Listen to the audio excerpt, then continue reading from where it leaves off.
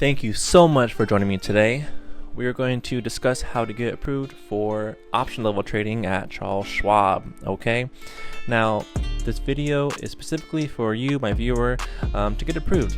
We know that when I was applying for this, there wasn't a lot of information out there. I wanted to get approved because I want to get on this whole calls and puts option trading game. A lot of my friends had different brokerages. I'm doing this so you have the answers, so you can get approved and go out there and invest. Okay, so without further ado, let's go ahead and get something to write down. I'm going to have the list of answers and questions for you.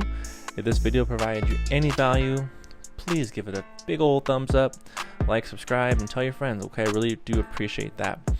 All right, so the brokers pretty much, they want to screen you to be approved for options. The reason why is because they want to, one, protect themselves, right, against high risk, and two, protect you. This is very important because you can, potentially make a ton of money out there, right? Then on the flip side, you can lose a lot of money. So this is why they're asking you these questions. I am not a financial advisor, but again, I do want the best for you because I want you to go out there and make that money and invest. Okay, so let's get right into it. The first option level trading 0, so that's for covered calls and puts. Now that one there, you can go ahead into the Charles Schwab account online. You can apply for that, and I'll show it in this video here. I'll try to do that for you. But you can go ahead and apply for that. Typically, they're going to ask you a few questions on the application. Most likely, you're going to get approved if you have a good net worth. But for the calls and puts, these are the questions that they're going to ask you, okay? Because it's a little bit more, I wouldn't say difficult, but it's a different level, okay? So, first question of the day: if you are betting the stock will go up, are you bullish or bearish? The answer is bullish. Okay, very bullish. Okay, got the horns up there, right? If you're betting the stock will go down, are you bullish or bearish? Bearish, okay. Number 3, if you lose money in your brokerage account through option trading, will you need to sell in order to cover important expenses? So the answer I said, remember, is no. I'm not going to take out the money. They want to see if you can handle fluctuations in the market when it goes up and when it goes down. They want to see that you have adequate income to support yourself rather than withdrawing on funds from your retirement, etc. Okay. Now, what is a call option?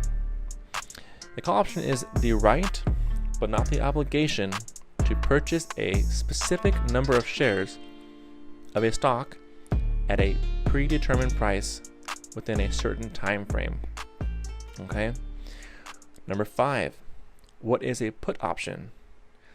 A put option is the right to sell a stock with a strike price, guaranteed selling price, that is less than the company's stock price.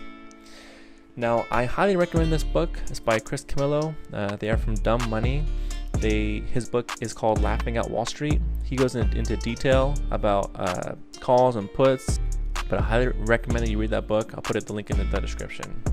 Okay, number 6. What is a strike price? Strike price is the predetermined price, formerly known as an option contract strike price. Number 7. A single option contract represents control over how many shares of stock, company stock. The answer is 1 contract equals 100 shares. Okay, so 1 contract equals 100 shares. Number 8. What type of retirement accounts do you currently possess? Now, this can be different for you, but this is my answer. Yes, of course, I have a 401k that is with Fidelity, and then I currently have a Roth IRA with Charles Schwab.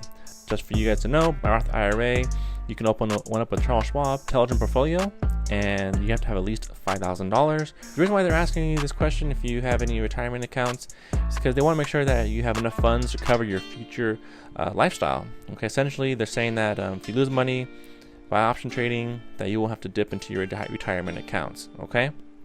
Number 9, the longer the expiration date of the contract, the more inexpensive or expensive the contract. Expensive, right? Because you're paying for this contract and you're pushing out the date far ahead. What other sources of income do you currently have. They wanted to see that if something happened at work or your main source of income, something were to happen, do you have extra funds to cover your short positions, to cover your balances in case perhaps you get margin call, things like that. For me personally, I work and I have a side hustle. I do sell my art, I do commissions, I do sell stuff on Facebook Marketplace, a great way to sell furniture, things like that. And then also eBay. Okay, some things I have around the house, put it on there, make a few extra dollars, and I put that back into my investment brokerage link. Number 12, what is the percent of your overall net worth side income versus work income? Now this will vary for different people. Net worth and side income, that could be anything. It could be, you have assets, you have a boat, you have a house, things like that. You want to put that in there and tell them, say, hey, this is my net worth. I know what I'm doing. I'm smart, reliable, and I'm just trying to get proof for option trading so I can go ahead and, okay. That is it, guys. If any other questions that I missed, please put it down in the comments, and have a wonderful day. Thank you.